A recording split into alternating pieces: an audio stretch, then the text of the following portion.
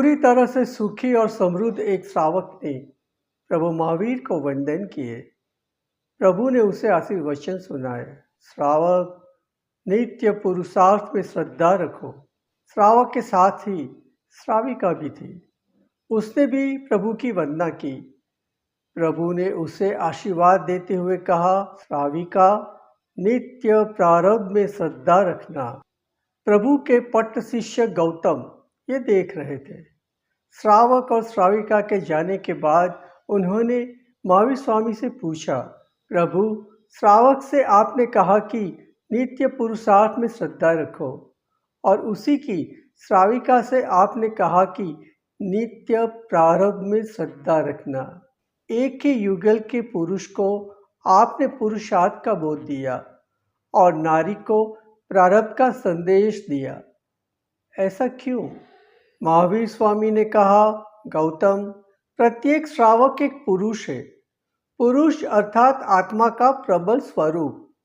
हर पुरुष को अपना ये प्रबल स्वरूप निरंतर बनाए रखना है, और यह केवल पुरुषार्थ से ही संभव है। पुरुषार्थ अर्थात अपने अंदर के पुरुष का पूर्ण अर्थ उजागर करना।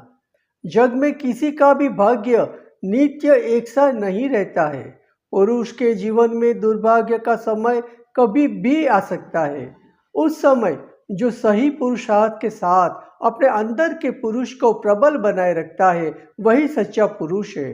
जिन शासन के लिए ऐसा पुरुष और पुरुषार्थ बहुत बड़ी पूंजी है। गोयम अर्थात गणधर।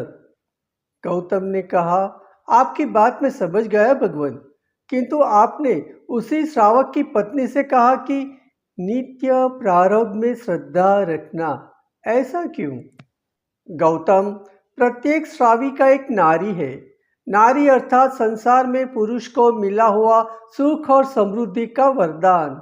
जहाँ जहाँ नारी है, वहाँ वहाँ सुख और समृद्धि का रूप लेकर प्रारब्ध के चरण सहज रूप से ही चले आते हैं। इस संसार में पुरुष से पुरुषार्थ है, नारी से प्रारब्ध है। जब जब पुरुष के पुरुषार्थ को नारी के प्रारब्ध का संग मिलता है, तब तब दोनों का संसार सुख और समृद्धि से भरपूर बनता है। पुरुष के पुरुषार्थ से नारी का प्रारब्ध प्रबल बनता है, और नारी के प्रारब्ध से पुरुष का पुरुषार्थ सफल बनता है। संसार में पुरुष से प्रभुता है, नारी से प्रसन्नता है। इसी कारण पुरुष की श्रद्धा पुरुषार्थ में होनी चाहिए और नारी की श्रद्धा प्रारब्ध में होनी चाहिए।